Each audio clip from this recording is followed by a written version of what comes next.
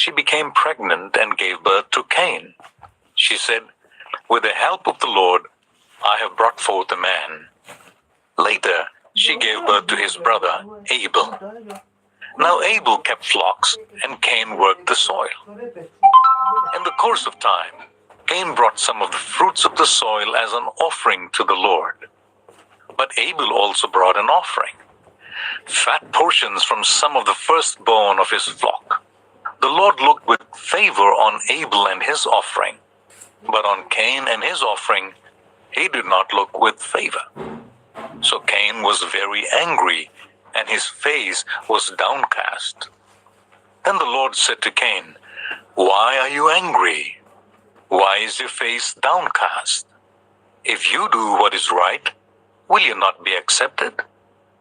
But if you do not do what is right, sin is crouching at your door. It desires to have you, but you must rule over it." Now Cain said to his brother Abel, "Let's go out to the field." While they were in the field, Cain attacked his brother Abel and killed him. Then the Lord said to Cain, "Where is your brother Abel?" "I don't know," he replied. "Am I my brother's keeper?" The Lord said, "What have you done? Listen, your brother's blood cries out to me from the ground. Now you are under a curse and driven from the ground, which opened its mouth to receive your brother's blood from your hand. When you work the ground, it will no longer yield its crops for you. You will be a restless wanderer on the earth." Cain said to the Lord, "My punishment is more than I can bear. Today you're driving me from the land, and I will be hidden from your presence. I will be a restless wanderer on the earth, and whoever finds me will kill me." But the Lord said to him, "Not so. Anyone who kills Cain will suffer vengeance 7 times over." Then the Lord put a mark on Cain, so that no one who found him would kill him. So Cain went out from the Lord's presence and lived in the land of Nod, east of Eden. Cain made love to his wife, and she became pregnant and gave birth to Enoch. Cain was then building a city, and he named it after his son Enoch.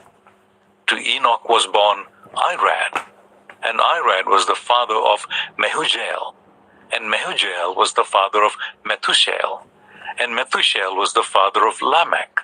Lamech married 2 women, one named Ada, and the other Zillah. Ada gave birth to Jabal, and he was the father of those who lived in tents and raised livestock. His brother's name was Jubal. He was the father of all who played stringed instruments and pipes. Zillah also had a son, Tubal-Cain, who forged all kinds of tools out of bronze and iron. Tubal-Cain's sister was Naamah. Lamech said to his wives Ada and Zillah, "Listen to me. Wives of Lamech, hear my words.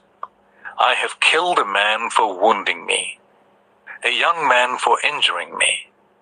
If Cain is avenged 7 times, then Lamech 77 times." Adam made love to his wife again, and she gave birth to a son and named him Seth, saying, "God has granted me another child in place of Abel, since Cain killed him."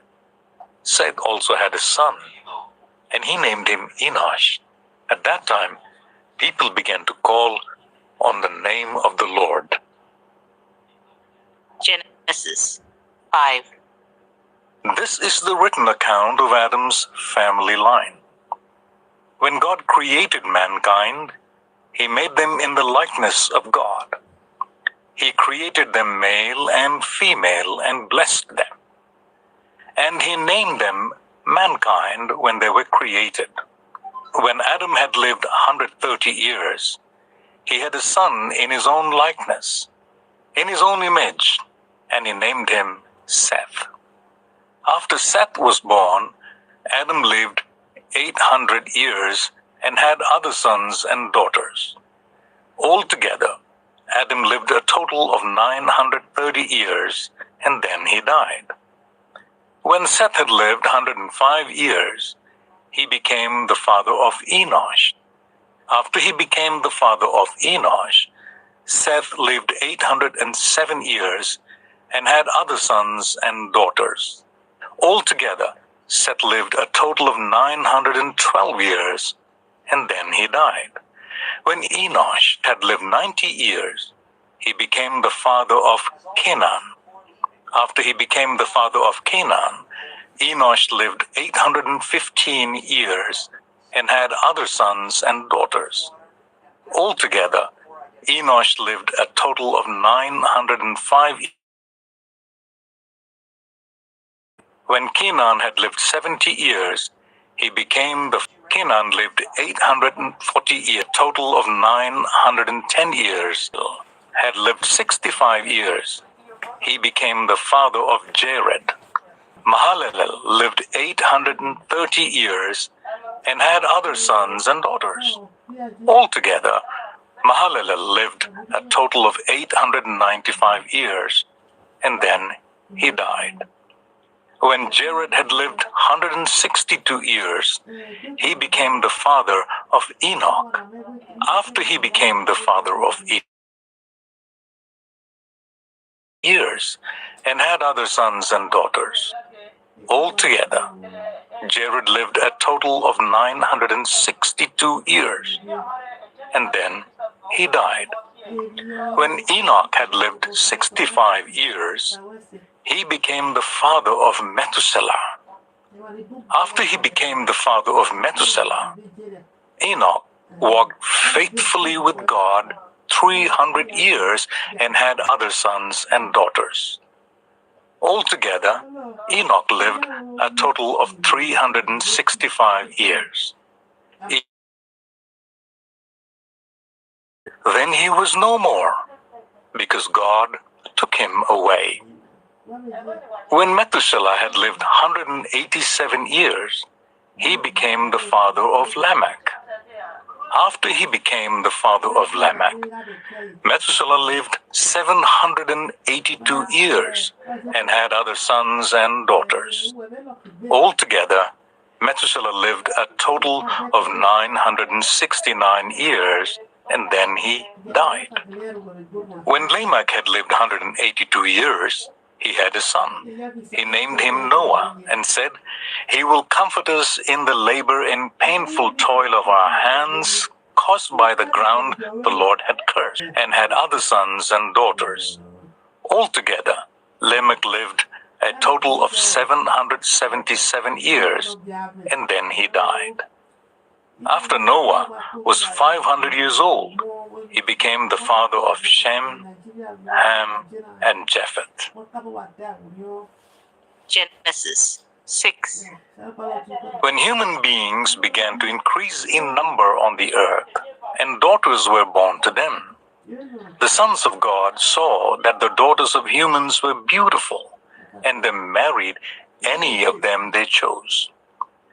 Then the Lord said, "My spirit will not contend with humans forever, for they are mortal. Their days will be 120 years. The Nephilim were on the earth in those days, and also afterwards. When the sons of God went to the daughters of humans and had children by them, they were the heroes of old, men of renown. The Lord saw how great the wickedness of the human race had become on the earth, and that every inclination of the thoughts of the human heart was only evil all the time. The Lord regretted that he had made human beings on the earth, and his heart was deeply troubled. So the Lord said, "I will wipe from the face of the earth the human race I have created, and with them the animals, the birds, and the creatures that move along the ground. For I regret that I have made them." But Noah found favor in the eyes of the Lord. This is the account of Noah and his family.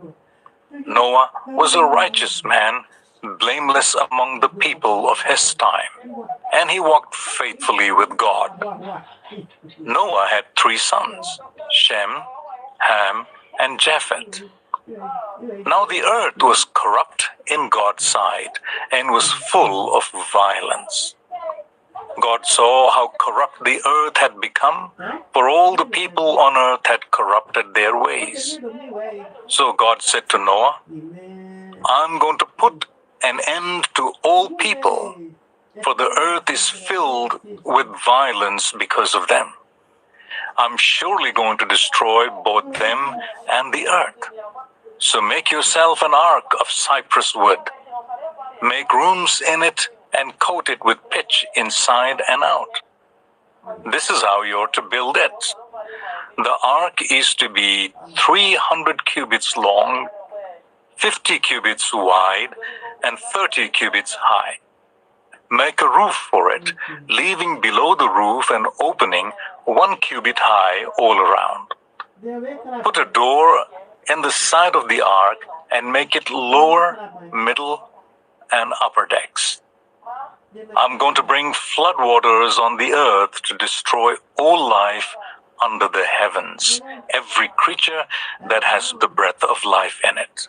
Everything on earth will perish. But I will establish my covenant with you, and you will enter the ark, you and your sons, and your wife, and your sons' wives with you. You are to bring into the ark 2 of all living creatures, male and female, to keep them alive with you. 2 of every kind of bird, of every kind of animal, and of every kind of creature that moves along the ground will come to you to be kept alive. You are to take every kind of food that is to be eaten and store it away as food for you and for them. Noah did everything just as God commanded him. Genesis 7. Then the Lord said to Noah, Go into the ark, you and your whole family, because I have found you righteous in this generation. Take with you 7 pairs of every kind of clean animal, a male and its mate, and 1 pair of every kind of unclean animal, a male and its mate, and also 7 pairs of every kind of bird, male and female, to keep their various kinds alive throughout the earth. 7 days from now, I will send rain on the earth for 40 days and 40 nights, and I will wipe from the face of the earth every living creature I have made. And Noah did all that the Lord commanded him. Noah was 600 years old when the flood waters came on the earth. And Noah and his sons and his wife and his sons' wives entered the ark to escape the waters of the flood. Pairs of clean and unclean animals, of birds and of all creatures that moved along the ground, male and female, came to Noah and entered the ark, as God had commanded Noah.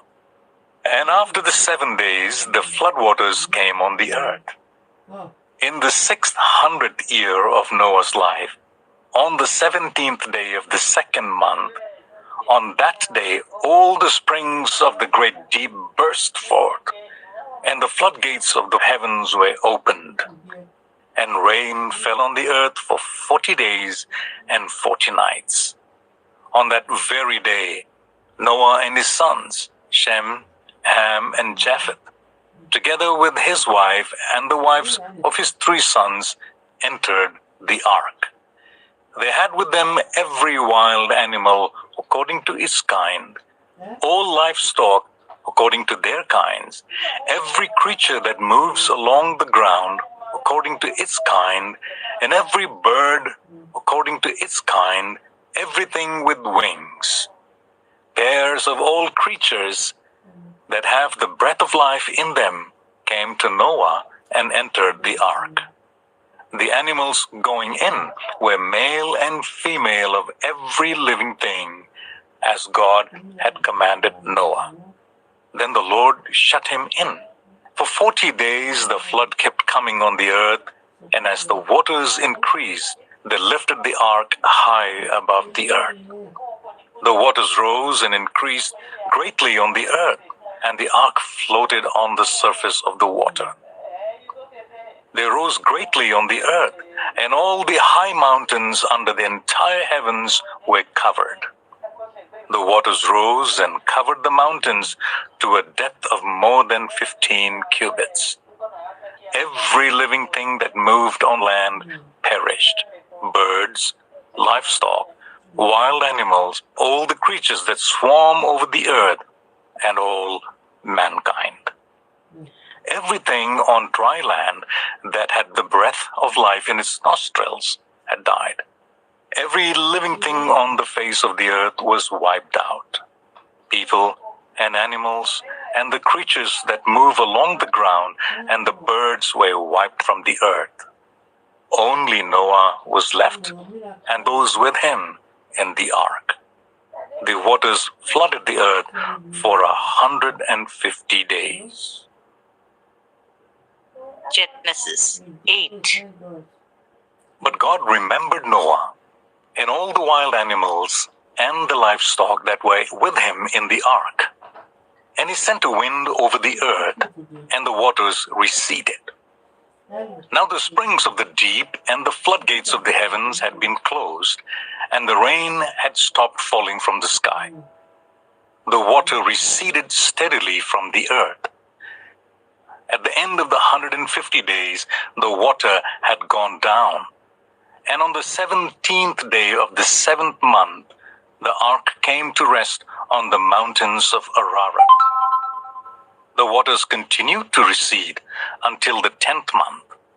And on the first day of the 10th month, the tops of the mountains became visible.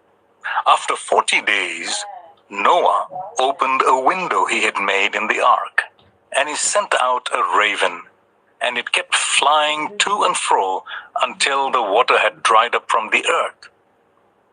Then he sent out a dove to see if the water had receded from the surface of the ground. But the dove could find nowhere to perch, because there was water over all the surface of the earth. So it returned to Noah in the ark. He reached out his hand and took the dove and brought it back to himself in the ark. He waited 7 more days and again sent out the dove from the ark. When the dove returned to him in the evening, there in its beak was a freshly plucked olive leaf.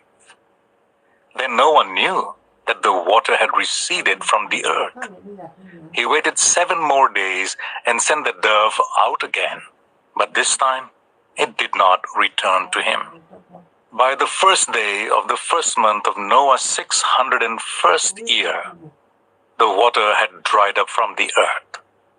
Noah then removed the covering from the ark and saw that the surface of the ground was dry. By the 27th day of the 2nd month, the earth was completely dry. Then God said to Noah, "Come out of the ark, you and your wife, and your sons and their wives. Bring out every kind of living creature that is with you, the birds, the animals, and all the creatures that move along the ground, so they can multiply on the earth and be fruitful and increase in number on it." So Noah came out together with his sons and his wife and his sons' wives. All the animals and all the creatures that move along the ground and all the birds, everything that moves on land, came out of the ark, one kind after another. Then Noah built an altar to the Lord, and taking some of all the clean animals and clean birds, he sacrificed burnt offerings on it. The Lord smelt the pleasing aroma and said in his heart, "Never again will I curse the ground because of humans, even though every inclination of the human heart is evil from childhood." and never again will I destroy all living creatures as I have done. As long as the earth endures, seed time and harvest, cold and heat, summer and winter, day and night will never cease. Genesis 9. Then the Lord blessed Noah and his sons, saying to them, Be fruitful and increase in number and fill the earth. The fear and dread of you will fall on all the beasts of the earth, and on all the birds in the sky, on every creature that moves along the ground, and on all the fish in the sea. They are given into your hands. Everything that lives and moves about will be food for you. Just as I gave you the green plants, I now give you everything. But you must not eat meat that has its lifeblood still in it. And for your lifeblood, I will surely demand an accounting. I will demand an accounting from every animal. And from each human being too, I will demand an accounting for the life of another human being. Whoever sheds human blood, by humans shall their blood be shed. For in the image of God has God made mankind. As for you, be fruitful and increase in number. Multiply on the earth and increase upon it. Then God said to Noah and to his sons with him, I now establish my covenant with you and with your descendants after you, and with every living creature that was with you, the birds, the livestock, and all the wild animals, all those that came out of the ark with you, every living creature on earth. I establish my covenant with you. Never again will all life be destroyed by the waters of a flood. Never again will there be a flood to destroy the earth. And God said, This is the sign of the covenant I'm making between me and you and every living creature with you, a covenant for all generations to come. I have set my rainbow in the clouds, and it will be the sign of the covenant between me and the earth. Whenever I bring clouds over the earth, and the rainbow appears in the clouds, I will remember my covenant between me and you and all living creatures of every kind. Never again will the waters become a flood to destroy all life. Whenever the rainbow appears in the clouds, I will see it and remember the everlasting covenant between God and all living creatures of every kind on the earth. So God said to Noah, This is the sign of the covenant I have established between me and all life on the earth. The sons of Noah who came out of the ark were Shem, Ham, and Japheth. Ham was the father of Canaan. These were the sons of Noah, and from them came all the people who were scattered over the whole earth. Noah, a man of the soil, proceeded to plant a vineyard. When he drank some of its wine, he became drunk and lay uncovered inside his tent. Ham, the father of Canaan, saw his father naked and told his two brothers outside. But Shem and Japheth took a garment and laid it across their shoulders. Then they walked in backwards and covered their father's naked body. Their faces were turned the other way so that they would not see their father naked. When Noah awoke from his wine and found out what his youngest son had done to him, he said, Cursed be Canaan, the lowest of slaves will he be to his brothers. He also said, Praise be to the Lord, the God of Shem.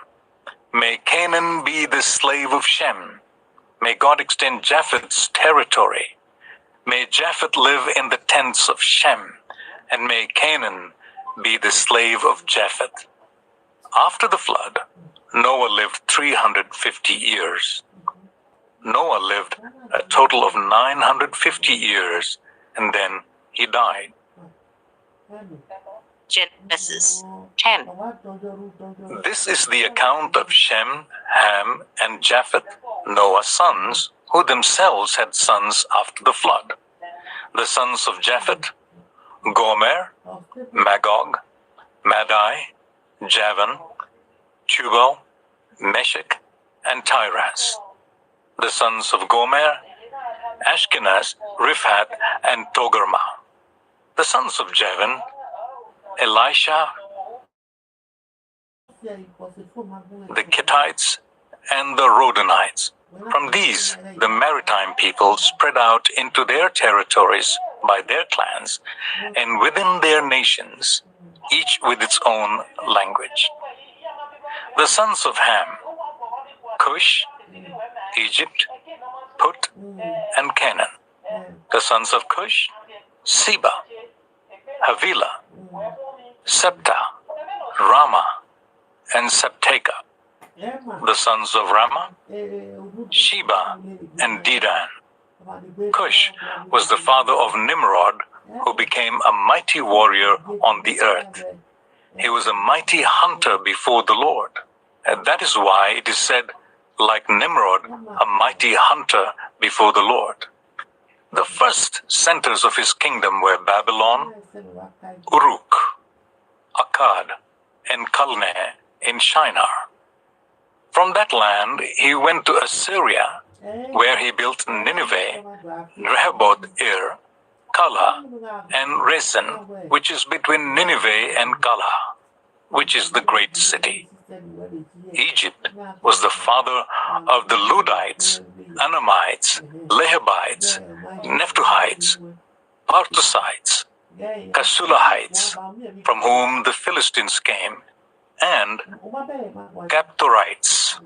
Canaan was the father of Sidon, his firstborn, and of the Hittites, Jebusites, Amorites, Girgashites, Hivatites, Architites, Sinites, Arvadites, Zamaratites, and Hamathites. Later, the Canaanite clans scattered, and the borders of Canaan reached from Sidon towards Gerar, as far as Gaza, and then towards Sodom, Gomorrah, Admah, and Zeboim, as far as Lasha. These are the sons of Ham by their clans and languages in their territories and nations. Sons were also born to Shem, whose elder brother was Japheth. Shem was the ancestor of all the sons of Eber. The sons of Shem: Elam, Ashur, Arphaxad, Lud, and Aram. The sons of Aram: Uz, Hul, Gether, and Meshech. Of Eber, 2 sons were born to Eber. One was named Peleg, because in his time the earth was divided. His brother was named Joktan, was Adoram, Uzal, Dikla, Sheba, Ophir, Havilah, and Jobab. All these were sons of Joktan.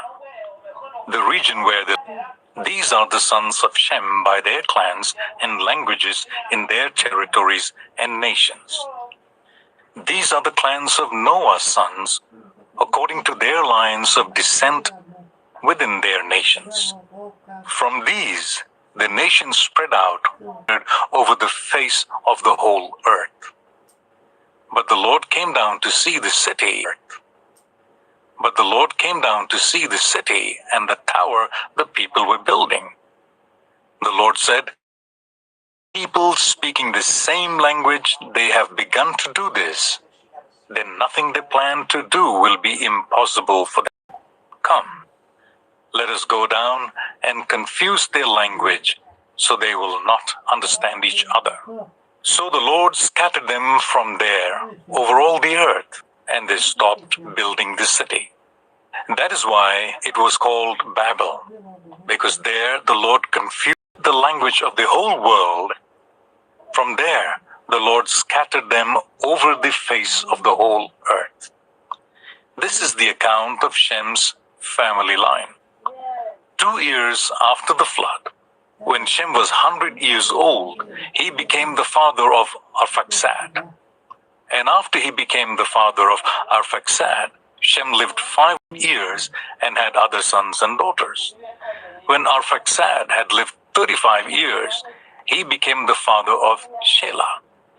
And after he became the father of Shelah, Arphaxad lived 403 years and had other sons and daughters. When Shelah had lived 30 years, he became the father of Eber. And after he became the father of Eber, Shelah lived 403 years and had other sons and daughters. When Eber had lived 34 years, he became the father of Peleg. And after he became the father of Peleg, Eber lived 430 years and had other sons and daughters. When Peleg had lived 30 years, he became the father of Reu. And after he became the father of Reu, Peleg lived 209 years and had other sons and daughters. When Reu had lived 32 years, he became the father of Serug. And after he became the father of Serug, Reu lived 207 years and had other sons and daughters. When Serug had lived 30 years, he became the father of Nahor.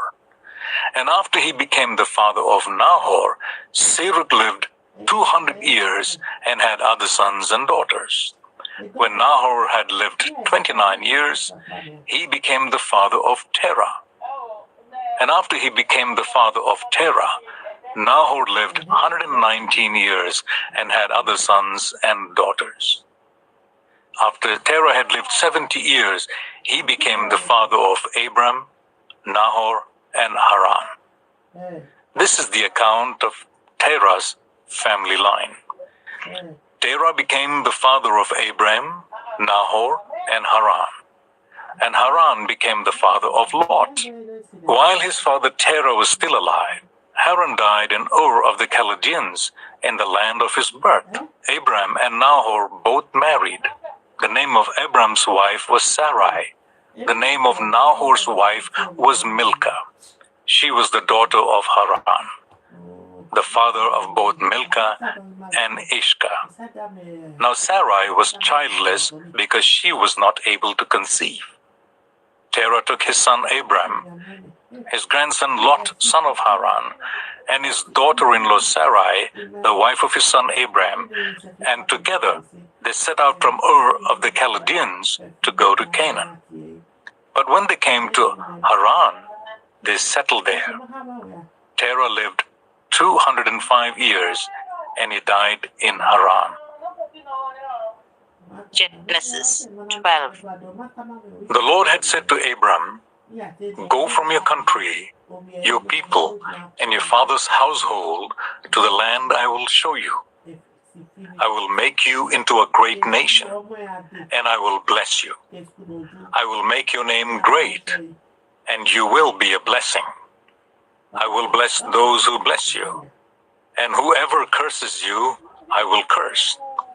And all peoples on earth will be blessed through you." So Abram went as the Lord had, and Lot went with him. Abram was 75 years old when he set out from Haran. He took his wife Sarai, his nephew Lot, all the possessions they had accumulated, and the people they had acquired in Haran, and they set out for the land of Canaan, and they arrived there. Abram traveled through the land as far as the site of the great tree of Moreh at Shechem. At that time, the Canaanites were in the land. The Lord appeared to Abram and said, "To your offspring I will give this land." So he built an altar there to the Lord who had appeared to him. From there he went on towards the hills east of Bethel and pitched his tent, with Bethel on the west and Ai on the east. There he built an altar to the Lord and called on the name of the Lord. Then Abraham set out and continued towards the Negev. Now there was a famine in the land, and Abraham went down to Egypt to live there for a while because the famine was severe. As he was about to enter Egypt, he said to his wife Sarai, "I know what a beautiful woman you are. When the Egyptians see you, they will say, 'This is his wife.' Then they will kill me, but will let you live. Say you are my sister, so that I will be treated well for your sake, and my life will be spared because of you." When Abraham came to Egypt, the Egyptians saw that Sarai was a very beautiful woman. And when Pharaoh's officials saw her, they praised her to Pharaoh, and she was taken into his palace. He treated Abram well for her sake, and Abram acquired sheep and cattle, male and female donkeys, male and female servants, and camels. But the Lord inflicted serious diseases on Pharaoh and his household because of Abram's wife Sarai. So Pharaoh summoned Abram. "What have you done to me?" he said. "Why didn't you tell me she was your wife? Why did you say she is my sister, so that I took her to be my wife? Now then, here is your wife. Take her and go." Then Pharaoh gave orders about Abram to his men, and they sent him on his way with his wife and everything he had. Genesis 13. So Abram went up from Egypt to the Negev with his wife and everything he had, and Lot went with him. Abram had become very wealthy in livestock and in silver and gold. From the Negev he went from place to place until he came to Bethel, to the place between Bethel and Ai, where his tent had been earlier, and where he had first built an altar. There Abram called on the name of the Lord. Now Lot, who was moving about with Abram, also had flocks and herds and tents. But the land could not support them while they stayed together, for their possessions were so great that they were not able to stay together. And quarreling arose between Abram's herdsmen and Lot's. The Canaanites and the Perizzites were also living in the land at that time. So Abram said to Lot, "Let's not have any quarreling between you and me, or between your herdsmen and mine, for we are close relatives. Is not the whole land before you? Let's part company. If you go to the left, I'll go to the right. If you go to the right, I'll go to the left."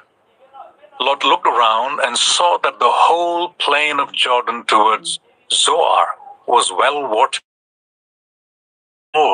like the land of Egypt.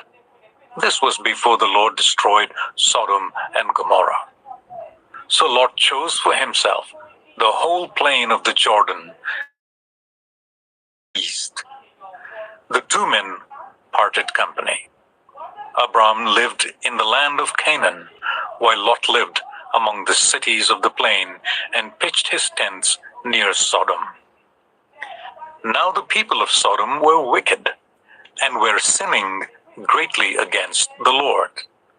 The Lord said to Abram after Lot had parted from him, "Look around from where you are, to the north and south, to the east and west. All the land that you see, I'll give to you and your offspring forever. I'll make your offspring like the dust of the earth, so that if anyone could count the dust, then your offspring could be counted. Go walk through the length and breadth of the land, for I'm giving it to you." So Abram went to live near the great trees of Mamre at Hebron, where he pitched his tents. There he built an altar to the Lord. Genesis 14. At the time when Amraphel was king of Shinar, Arioch king of Elasar, Kedorlaomer king of Elam, and Tidal king of Goim, these kings went to war against Bera king of Sodom, Birsha king of Gomorrah, Shinhab king of Admah, Shemeber king of Zeboim, and the king of Bela, that is Zor. All these latter kings joined forces in the valley of Siddim, that is the Dead Sea Valley. For 12 years they had been subject to Kedorlaomer, but in the 13th year they rebelled. In the 14th year, Kedorlaomer and the kings allied with him went out and defeated the Rephaites in Ashtaroth Karnaim, the Zuzitites in Ham, the Emitites in Shava Kiriathaim, and the Horitites in the hill country of Seir, as far as El Param near the desert. Then they turned back and went to En-Mishphath, that is Kadesh, and they conquered the whole territory of the Amalekites, as well as the Amorites who were living in Hazazon Tamar. Then the king of Sodom, the king of Gomorrah, the king of Admah, the king of Zeboim, and the king of Bela, that is Zor, marched out and drew up their battle lines in the valley of Siddim against Kedorlaomer, king of Elam, Tidal, king of Goim, Amraphel, king of Shinar, and Arioch, king of Elasar, 4 kings against 5. Now the valley of Siddim was full of tar pits, and when the kings of Sodom and Gomorrah fled, some of the men fell into them, and the rest fled to the hills. The 4 kings seized all the goods of Sodom and Gomorrah and all their food. Then they went away. They also carried off Abram's nephew Lot and his possessions, since he was living in Sodom. A man who had escaped came and reported this to Abram the Hebrew. Now Abram was living near the great trees of Mamre the Amorite, a brother of Eshcol and Aner, all of whom were allied with Abram. When Abram heard that his relative had been taken captive, he called out the 318 trained men born in his household and went in pursuit as far as Dan. During the night, Abram divided his men to attack them, and he routed them, pursuing them as far as Hobah, north of Damascus. He recovered all the goods and brought back his relative Lot and his possessions, together with the women and the other people. After Abram returned from defeating Kedorlaomer and the kings allied with him, the king of Sodom came out to meet him in the valley of Shaveh. That's the king's valley. Then Melchizedek, king of Salem, brought out bread and wine. He was priest of God Most High. And he blessed Abram, saying, "Blessed be Abram by God Most High, creator of heaven and earth. And praise be to God Most High, who delivered your enemies into your hand." Then Abram gave him 1/10 of everything. The king of Sodom said to Abram, "Give me the people and keep the goods for yourself." But Abram said to the king of Sodom, "With raised hand I have sworn an oath to the Lord, God Most High, creator of heaven and earth, that I will accept nothing belonging to you, not even a thread or the strap of a sandal, so that you will never be able to say, 'I made Abram rich.' I will accept nothing but what my men have eaten and the share that belongs to the men who went with me, to Aner, to Eshcol, and Mamre. Let them have their share." Genesis 15. After this, the word of the Lord came to Abram in a vision. "Do not be afraid, Abram. I am your shield, your very great reward." But Abram said, "Sovereign Lord, what can you give me since I remain childless, and the one who will inherit my estate is Eliezer of Damascus. And Abram said, You have given me no children, so a servant in my household will be my heir. Then the word of the Lord came to him, This man will not be your heir, but a son who is your own flesh and blood will be your heir. He took him outside and said, Look up at the sky and count the stars, if indeed you can count them. Then he said to him, So shall your offspring be. Abram believed the Lord, and he credited to him as righteousness.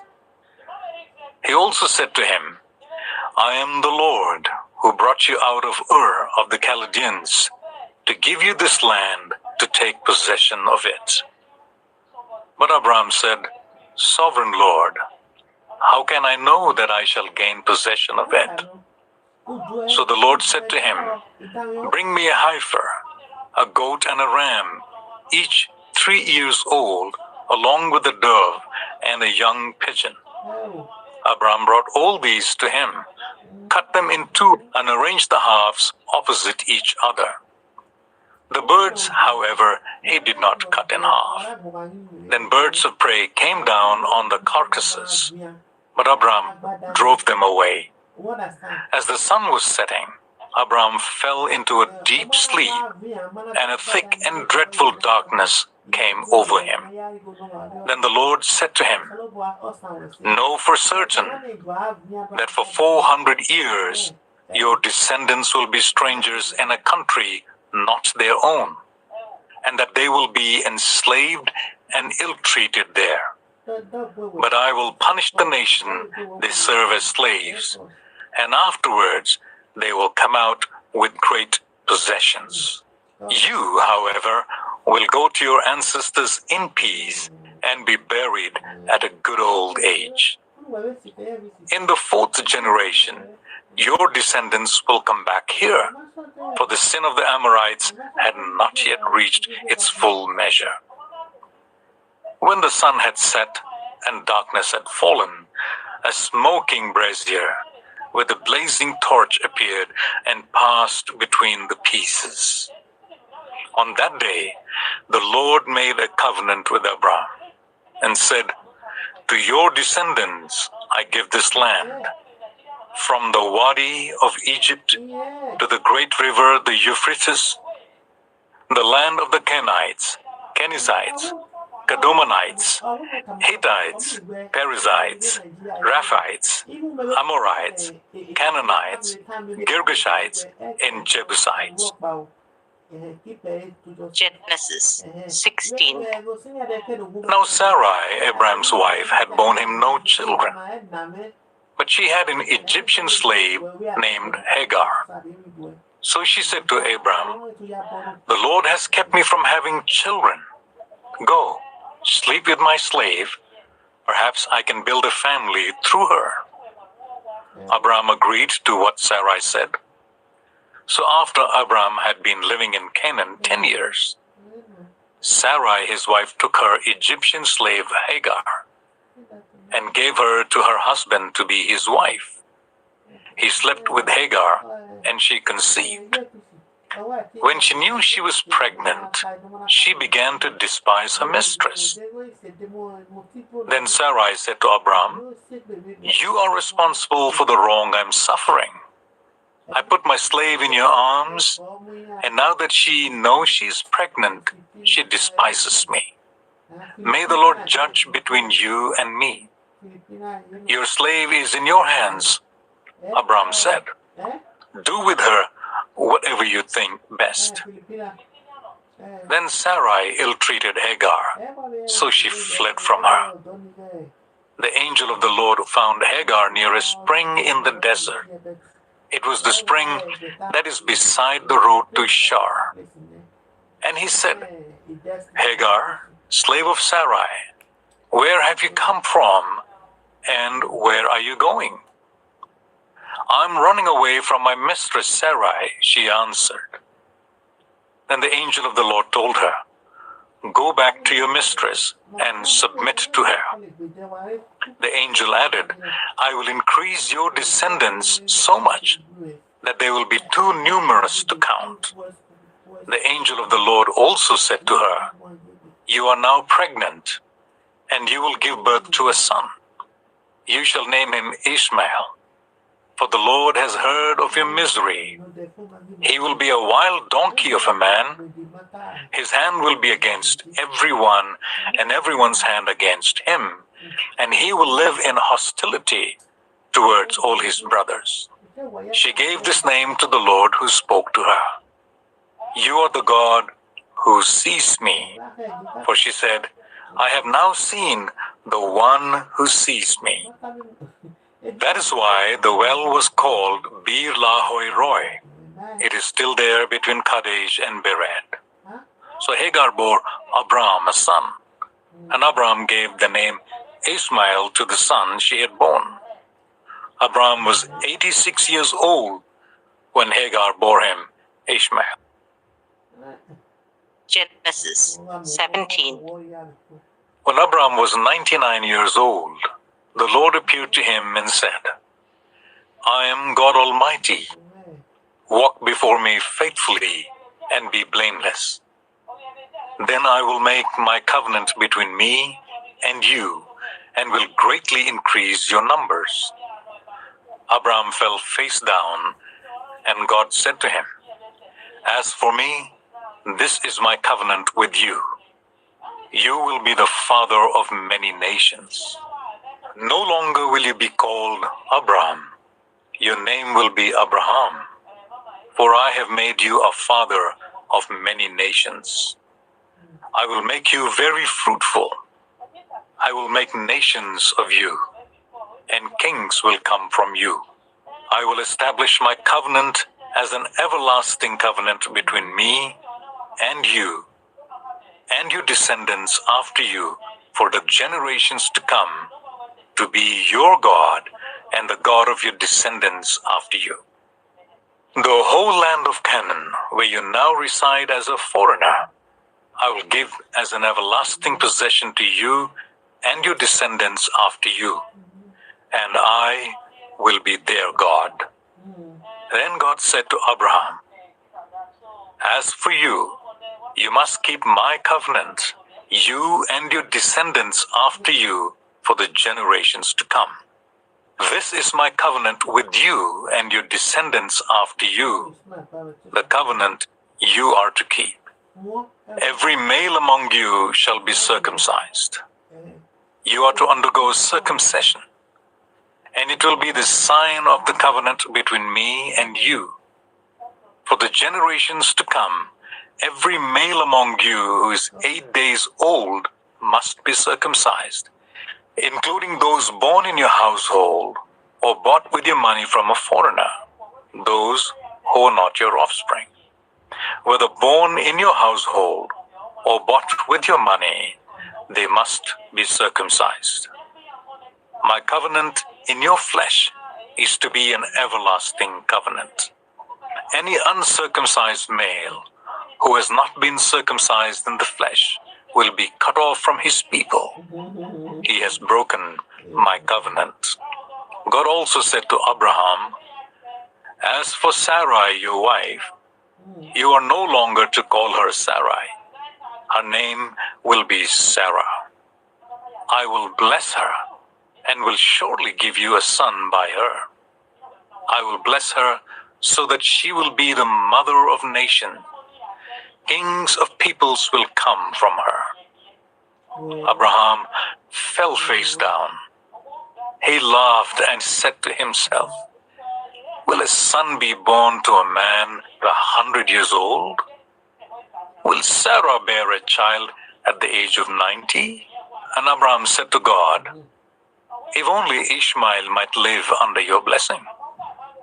Then God said, Yes, but your wife Sarah will bear you a son, and you will call him Isaac.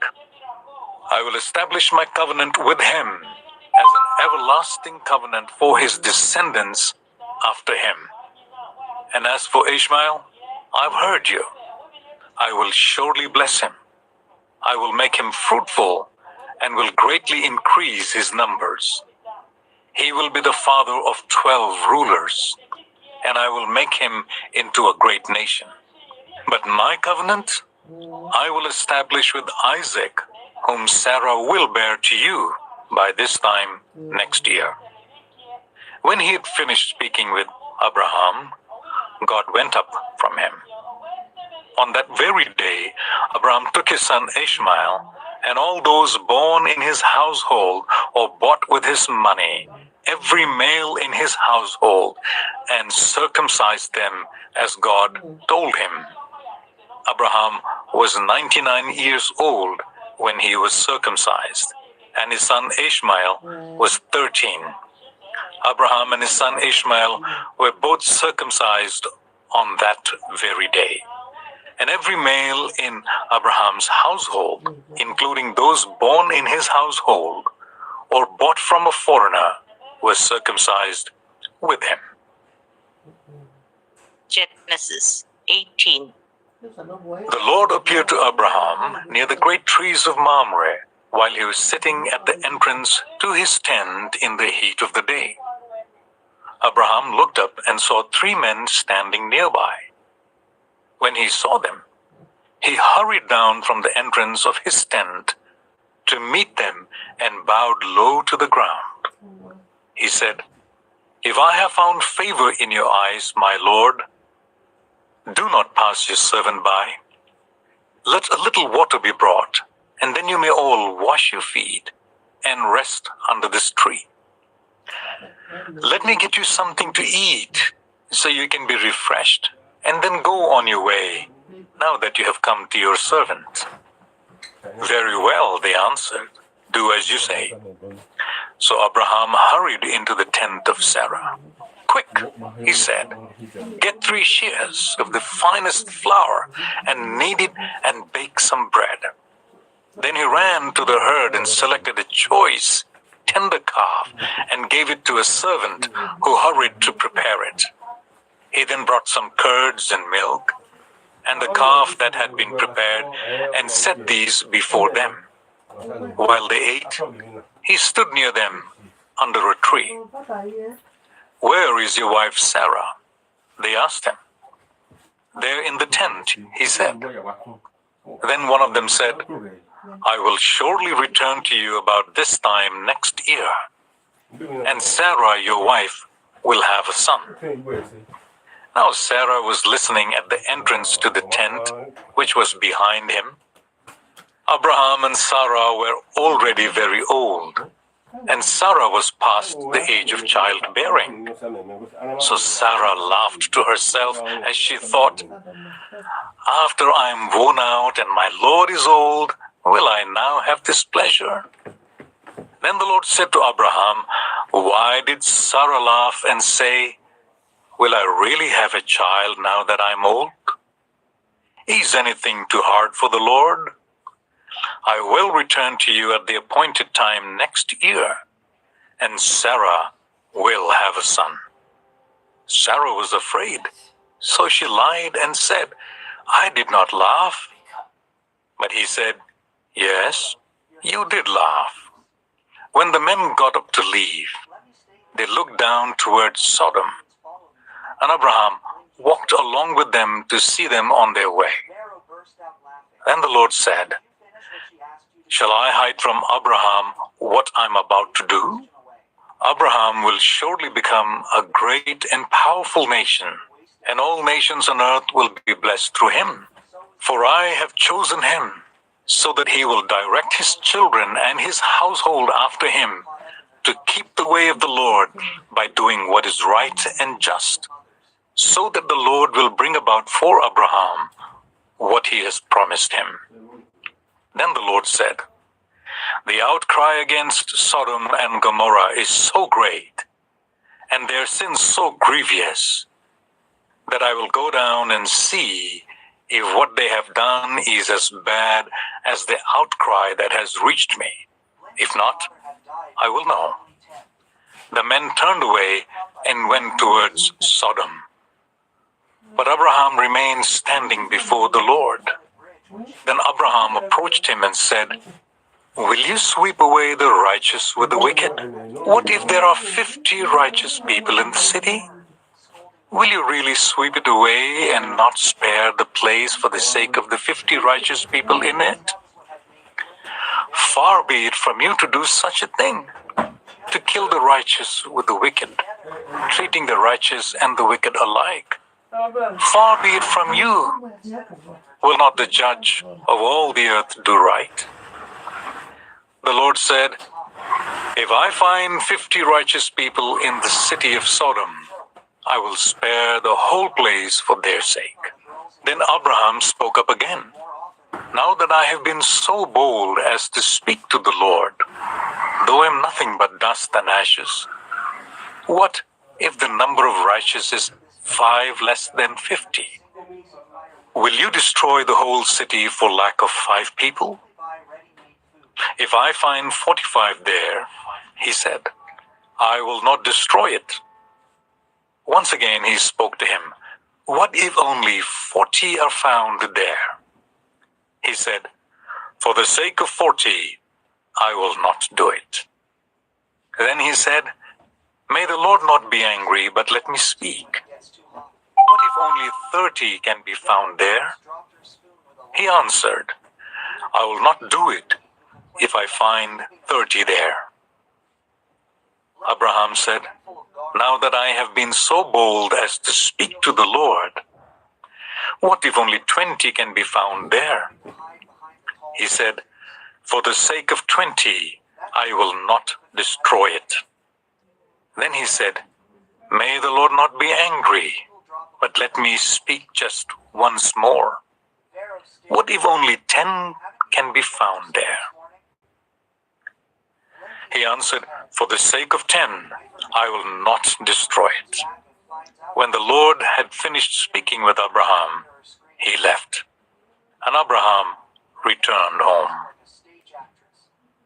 Genesis 19.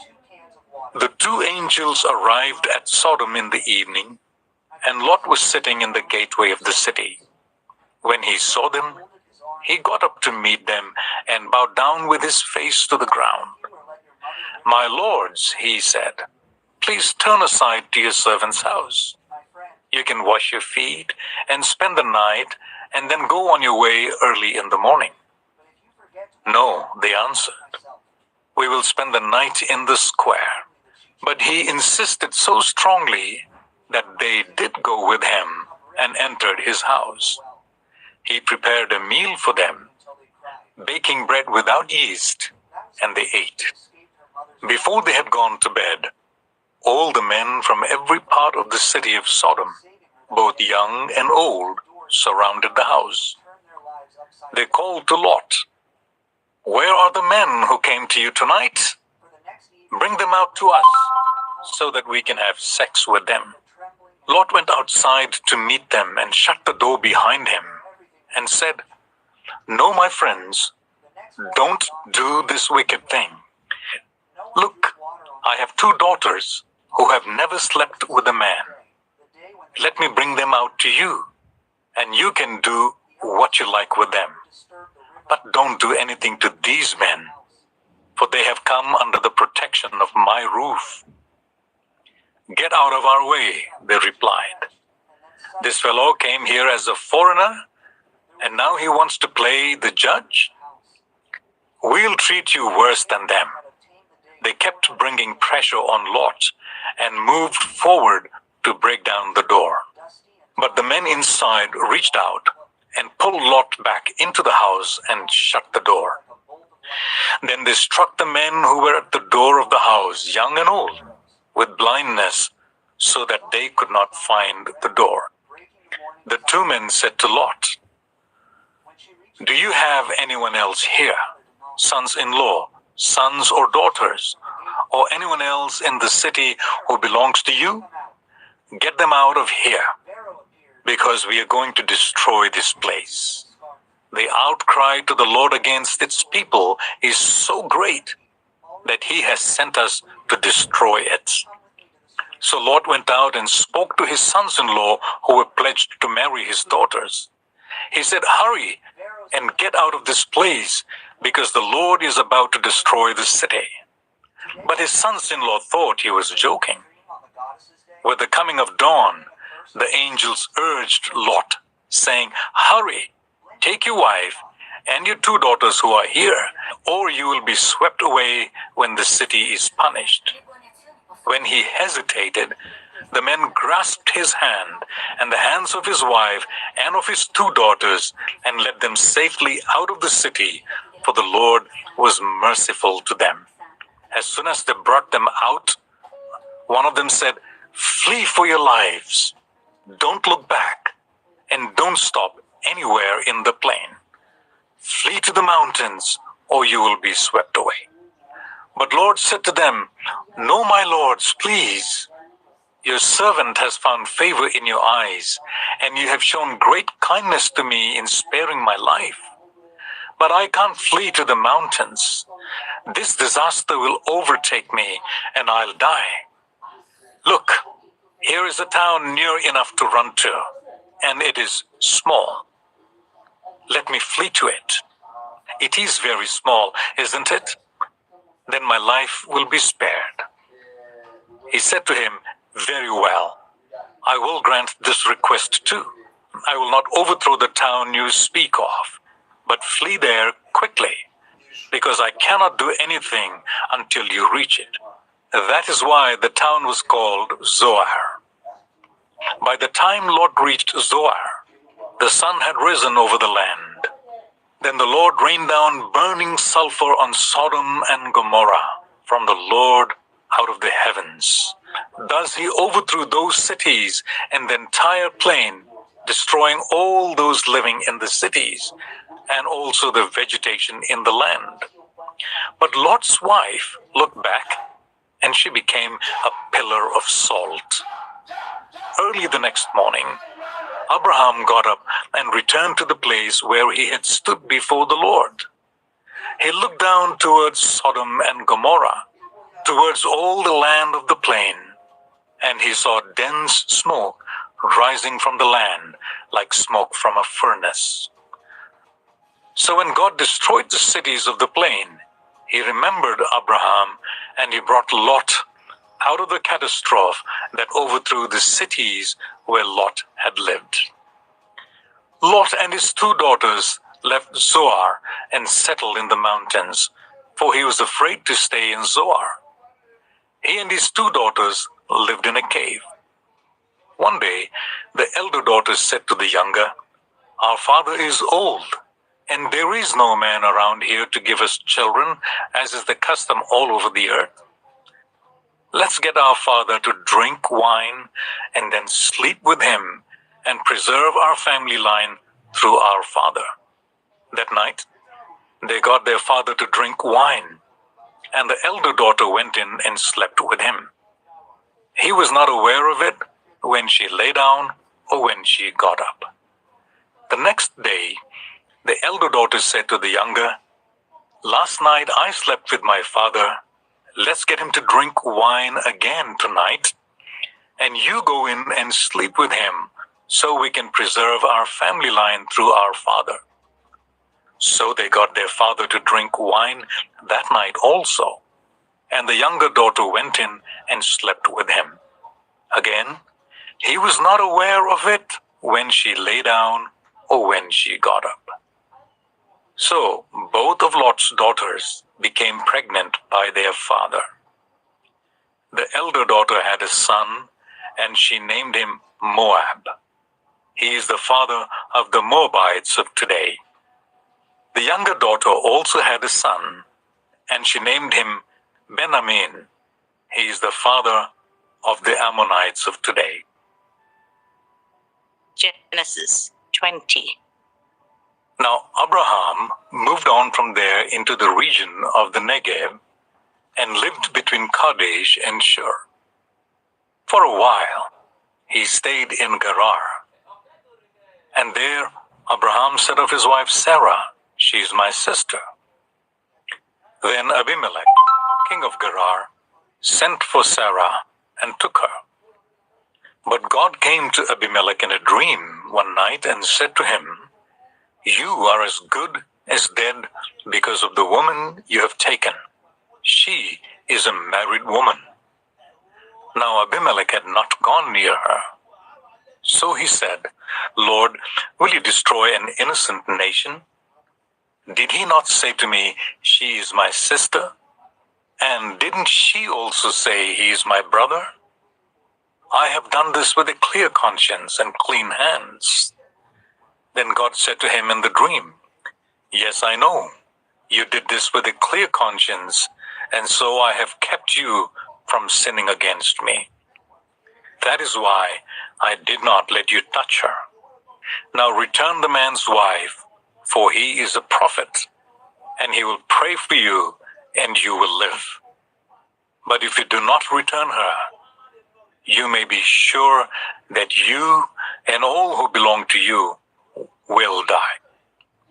Early the next morning, Abimelech summoned all his officials, and when he told them all that had happened, they were very much afraid. Then Abimelech called Abraham in and said, "What have you done to us? How have I wronged you that you have brought such great guilt upon me and my kingdom? You have done things to me that should never be done." And Abimelech asked Abraham, "What was your reason for doing this?" Abraham replied, "I said to myself, 'There is surely no fear of God in this place, and they will kill me because of my wife. Besides, she really is my sister, the daughter of my father, though not of my mother, and she became my wife. And when God caused me to wander from my father's household, I said to her, "This is how you can show your love to me. Everywhere we go, say of me, 'He's my brother.'" Then Abimelech brought sheep and cattle and male and female slaves and gave them to Abraham, and he returned Sarah his wife to him.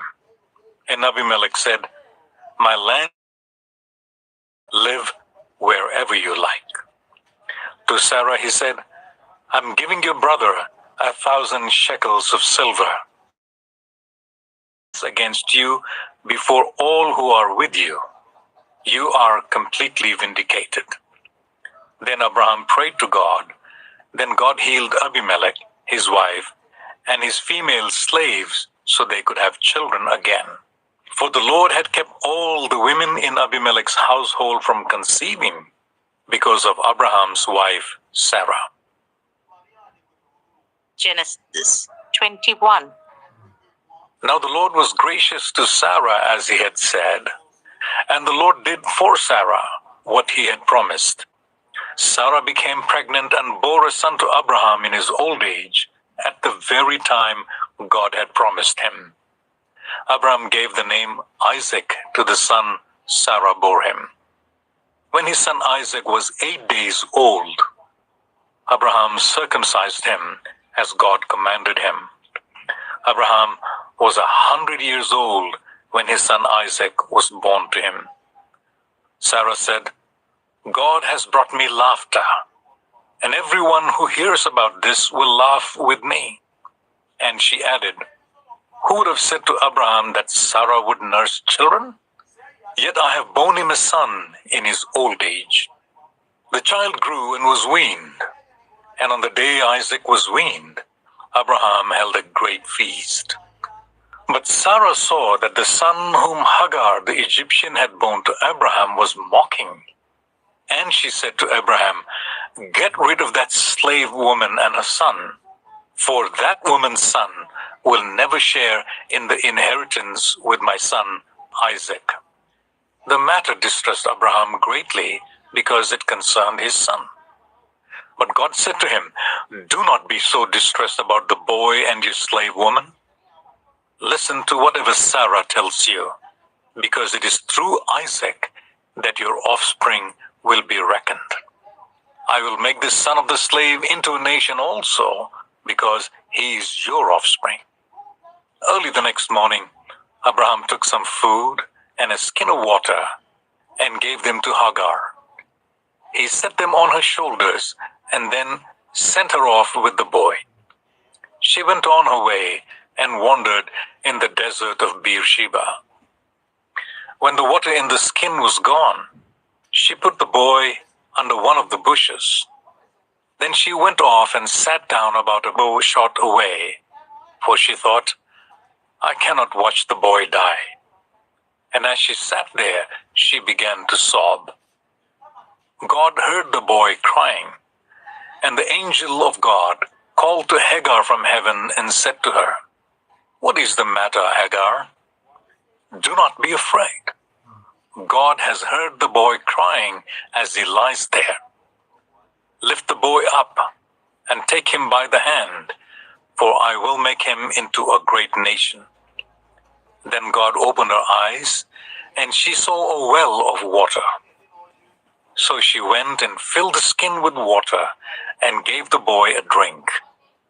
God was with the boy as he grew up. He lived in the desert and became an archer. While he was living in the desert of Paran, his mother got a wife for him from Egypt. At that time, Abimelech and Phicol, the commander of his forces, said to Abraham, God is with you in everything you do. Now swear to me here before God that you will not deal falsely with me or my children or my descendants. Show to me and the country where you now reside as a foreigner the same kindness that I have shown to you. Abraham said, I swear it. Then Abraham complained to Abimelech about a well of water that Abimelech's servants had seized. But Abimelech said, I don't know who has done this. You did not tell me, and I heard about it only today. So Abraham brought sheep and cattle and gave them to Abimelech, and the two men made a treaty. Abraham set apart 7 ewe lambs from the flock, and Abimelech asked Abraham, What is the meaning of these 7 ewe lambs you have set apart by themselves? He replied, Accept these 7 lambs from my hand as a witness that I dug this well. So that place was called Beersheba, because the 2 men swore an oath there. After the treaty had been made at Beersheba, Abimelech and Phicol, the commander of his forces, returned to the land of the Philistines. Abraham planted a tamarisk tree in Beersheba, and there he called on the name of the Lord, the eternal God. And Abraham stayed in the land of the Philistines for a long time. Genesis 22. Sometime later, God tested Abraham. He said to him, Abraham, here I am, he replied. Then God said, Take your son, your only son whom you love, Isaac, and go to the region of Moriah. Sacrifice him there as a burnt offering on a mountain that I will show you. Early the next morning, Abraham got up and loaded his donkey. He took with him 2 of his servants and his son Isaac. When he had cut enough wood for the burnt offering, he set out for the place God had told him about. On the 3rd day, Abraham looked up and saw the place in the distance. He said to his servants, Stay here with the donkey while I and the boy go over there. We will worship, and then we will come back to you. Abraham took the wood for the burnt offering and placed it on his son Isaac, and he himself carried the fire and the knife. As the 2 of them went on together, Isaac spoke up and said to his father, Abraham, Father? Yes, my son, Abraham replied. The fire and the wood are here, Isaac said, but where is the lamb for the burnt offering? Abraham answered, God himself will provide the lamb for the burnt offering, my son. And the 2 of them went on together. When they reached the place God had told him about, Abraham built an altar there and arranged the wood on it. He bound his son Isaac and laid him on the altar, on top of the wood. Then he reached out his hand and took the knife to slay his son. But the angel of the Lord called out to him from heaven, "Abraham, Abraham." "Here I am," he replied. "Do not lay a hand on the boy," he said. "Do not do anything to him. Now I know that you fear God, because you have not withheld from me your son, your only son." Abraham looked up, and there in a thicket he saw a ram caught by its horns.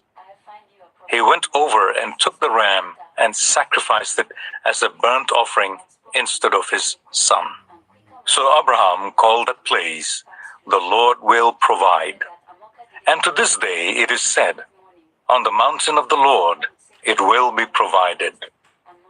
The angel of the Lord called to Abraham from heaven a second time and said, "I swear by myself, declares the Lord, that because you have done this and have not withheld your son, your only son, I will surely bless you and make your descendants as numerous as the stars in the sky and as the sand on the seashore. Your descendants will take possession of the cities of their enemies, and through your offspring, all nations on earth will be blessed because you have obeyed me." Then Abraham returned to his servants, and they set off together for Beersheba. And Abraham stayed in Beersheba. Sometime later, Abraham was told, "Milcah is also a mother. She has borne sons to your brother Nahor. Uz, the firstborn, Buz, his brother, Kemuel, the father of Aram, Kesed, Hazo, Pildash, Jidlaph, and Bethuel. Bethuel became the father of Rebekah. Milcah bore these 8 sons to Abraham's brother Nahor. His concubine, whose name was Rumah, also had sons, Teba, Gaham, Tahash, and Makkah. Genesis 23. Sarah lived to be 127 years old. She died at Kiryat Arba, that is Hebron, in the land of Canaan. And Abraham went to mourn for Sarah and to weep over her. Then Abraham rose from beside his dead wife and spoke to the Hittites. He said, "I am a foreigner and a stranger among you. Sell me some property for a burial site here, so that I can bury my dead." The Hittites replied to Abraham, "Sir, listen to us. You are a mighty prince among us. Bury your dead in the choicest of our tombs. None of us will refuse you his tomb for burying your dead." Then Abraham rose and bowed down before the people of the land, the Hittites. He said to them, "If you're willing to let me bury my dead, then listen to me and intercede with Ephron, son of Zohar, on my behalf, so that he will sell me the cave of Machpelah, which belongs to him and is at the end of his field. Ask him to sell it to me for the full price as a burial site among you." Ephron the Hittite was sitting among his people, and he replied to Abraham in the hearing of all the Hittites who had come to the gate of his city. "No, my lord," he said, "listen to me. I give you the field, and I give you the cave that is in it. I give it to you in the presence of my people.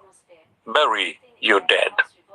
Again Abraham bowed down before the people of the land, and he said to Ephron in their hearing, "Listen to me, if you will. I will pay the price of the field. Accept it from me so that I can bury my dead there." Ephron answered Abraham, "Listen to me, my lord. The land is worth 400 shekels of silver. But what is that between you and me? Bury your dead."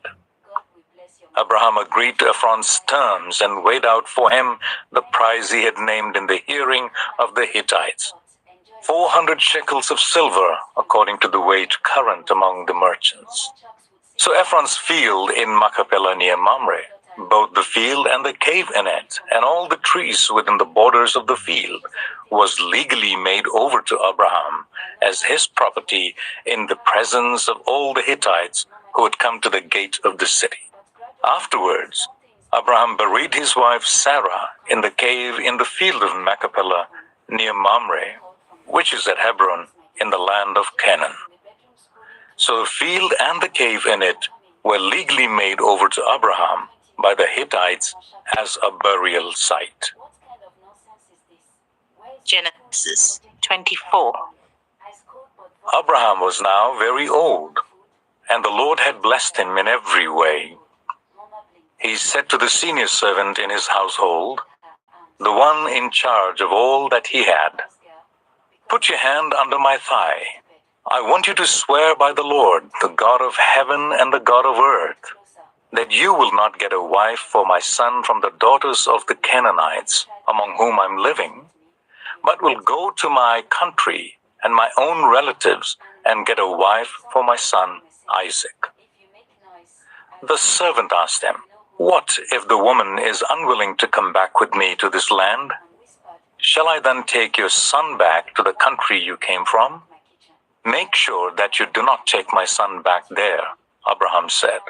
"The Lord, the God of heaven, who brought me out of my father's household and my native land, and who spoke to me and promised me on oath, saying, 'To your offspring I will give this land.' He will send his angel before you, so that you can get a wife for my son from there. If the woman is unwilling to come back with you, then you will be released from this oath of mine. Only do not take my son back there." So the servant put his hand under the thigh of his master Abraham and swore an oath to him concerning this matter. Then the servant left, taking with him 10 of his master's camels, loaded with all kinds of good things from his master. He set out for Aram Naharaim and made his way to the town of Nahor. He made the camels kneel down near the well outside the town. It was towards evening, the time the women go out to draw water. Then he prayed, "Lord, God of my master Abraham, make me successful today and show kindness to my master Abraham. See, I'm standing beside this spring, and the daughters of the townspeople are coming out to draw water. May it be that when I say to a young woman, 'Please let down your jar that I may have a drink,' and she says, 'Drink and I'll water your camels too,' let her be the one you have chosen for your servant Isaac. By this I will know that you have shown kindness to my master." Before he had finished praying, Rebekah came out with her jar on her shoulder. She was the daughter of Bethuel, son of Milcah, who was the wife of Abraham's brother Nahor. The woman was very beautiful, a virgin. No man had ever slept with her. She went down to the spring, filled her jar, and came up again. The servant hurried to meet her and said, "Please give me a little water from your jar." "Drink, my lord," she said, and quickly lowered the jar to her hands and gave him a drink.